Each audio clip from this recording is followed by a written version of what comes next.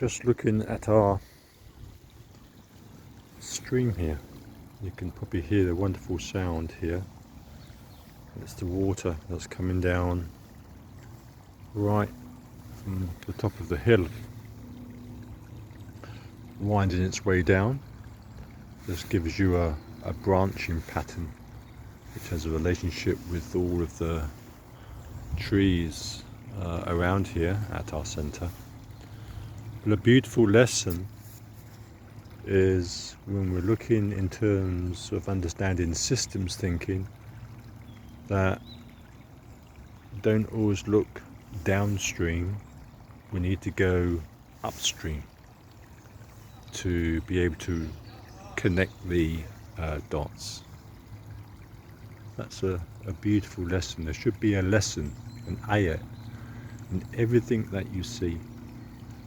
Subhanallah.